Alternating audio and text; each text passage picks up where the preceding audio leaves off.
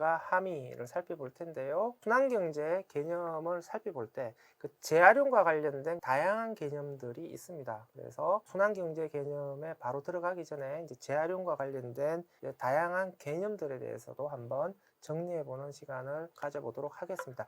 일단 순환경제와 관련해서 가장 전통적으로 많이 사용되는 개념이 3R이죠. 쓰레기 문제 해결을 위해서 1970년대부터 우리가 3R이라고 이야기를 했습니다. 3R이라고 하는 게 무엇일까요? 그러니까 Reduce, Reuse, Recycle의 R을 따서 3R이라고 합니다. 줄이고 재사용하고 재활용하자, 이런 의미가 되는 것이죠. 그러니까 쓰레기 문제를 해결하기 위한 그 핵심 개념으로 우리가 3R을 얘기하고요. 지금도 여전히 쓰레기 문제에 접근하는 핵심 개념입니다. 그래서 일단 3R은 우리가 반드시 기억해 줘야 되고요. 근데 최근에는 3R을 넘어서서 이제 R의 개념들이 조금씩 확장되고 있는데요. 쓰는 사람에 따라서 그 R의 종류가 제각각입니다. 그런데 저는 5R을 일단은 이야기를 하고요. 이 5R 중에서도 리퓨즈와 랏이 붙어 있는 이 5R을 제가 선호를 합니다. 그래서 3R을 넘어서 5R로 가자라고 하는 것인데요.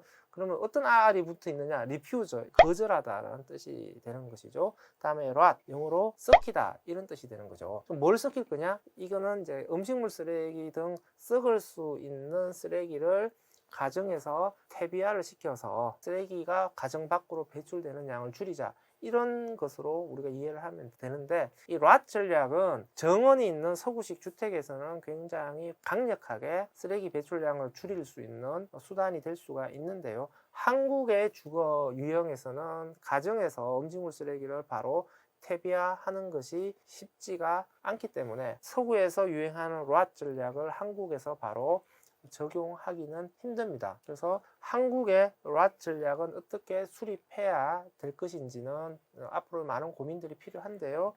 요즘은 뭐 옥상 정원이라든지 도시농업들이 많이 활성화가 되고 있죠. 따라서 가정에서 배출되는 음식물 쓰레기를 퇴비로 만들어서 옥상 정원에서의 퇴비로 활용하거나 아니면 도시농업에서의 퇴비로 활용하는 그런 연계 전략들을 앞으로 고민해보면 한국형 랏 전략이 만들어질 수도 있다고 생각을 합니다. 제일 처음에 붙어있는 것은 리퓨저 혹은 리젝트라고도 얘기합니다. 거절하다라고 하는 뜻인데요.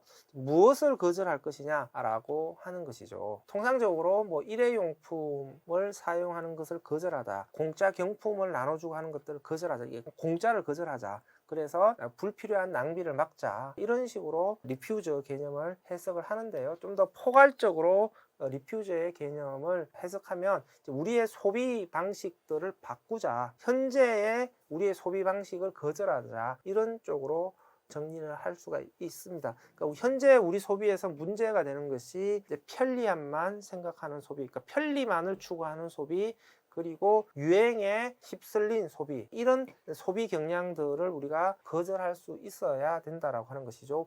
불편함을 감수할 수 있는 소비, 유행에 휩쓸리지 않는 자기 주체적인 소비들을 통해서 무분별한 낭비를 막을 수 있어야 된다라고 하는 것이죠. 리퓨저는 이렇게 해석을 하는 것이 맞다라고 생각을 합니다. 이렇게 보면은 이 리퓨저라고 하는 개념은 리듀스와 리유스를 실행하는 실천 전략의 개념으로도 이해를 할 수가 있는 것이죠. 그러니까 순환경제로 가는 데 있어서 우리가 스스로 중심을 잡고 낭비를 이야기하는 이 소비 방식들을 거절할 수 있어야 된다라는 것이 되는 거죠. 5R을 다시 클링으로 또 정리할 수 있는데요. 프리사이클링, 뭐 업사이클링, 다운사이클링, 이사이클링, 뭐 이런 식으로 클링 쓰는 건데요.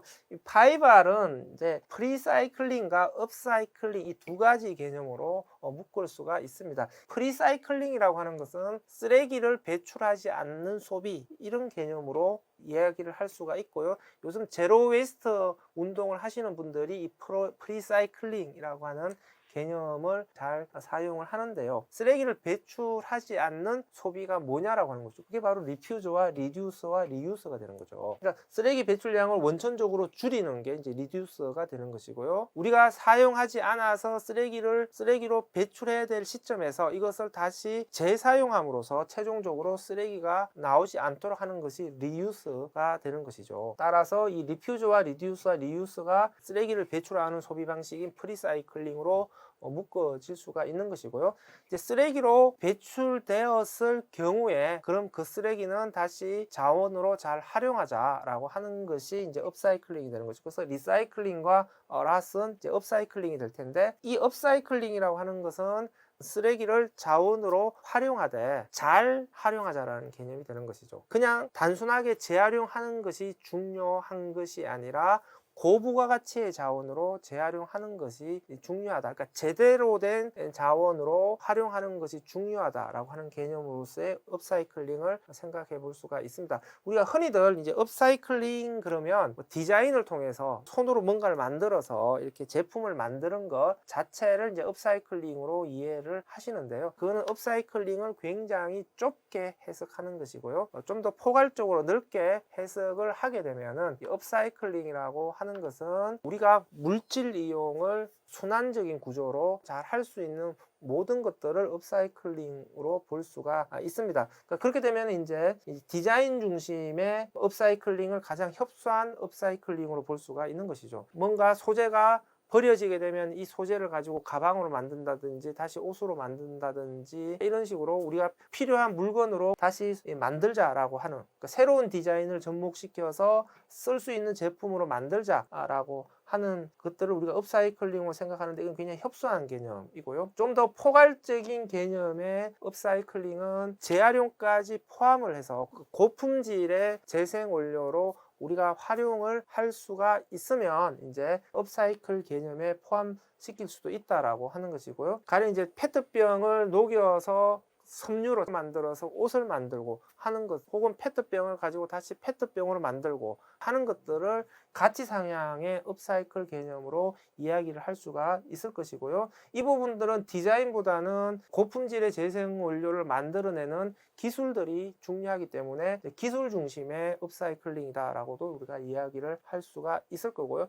가장 포괄적으로 우리가 해석을 하게 되면은 순환 경제의 물질 흐름 전체가 바로 업사이클링이다라고 해석을 할 수가 있는 것이죠. 쓰레기를 그냥 쓰레기로 버리지 말고 새롭게 다시 우리가 쓸 수 있는 것으로 활용하자 라고 하는 개념이잖아요. 물질의 활용 방식을 새롭게 계속 바꿔 나가자라고 하는 재활용의 개념이 되는 것이고요. 이것이 바로 우리가 원하는 순환경제 개념하고 맞아떨어지게 되는 것이죠. 그리고 이렇게 가기 위해서는 우리의 물질 생산과 소비 방식 전체를 전면적으로 다 바꿔야 된다라고 하는 것이 되는 것이죠. 그래서 이제 서울에서는 재활용 플라자 뭐 이런 식으로 하면서 업사이클링을 재활용으로 쓰기도 하는데, 이 재활용을 단순히 디자인 중심의 업사이클링으로만 이해를 하는데 그것이 아니라 이 재활용은 순환경제의 물질 흐름 전체를 이해하는 개념으로 확장해서 사용하기를 원합니다. 그렇게 되면은 우리가 재사용하고 하는 것들도 바로 이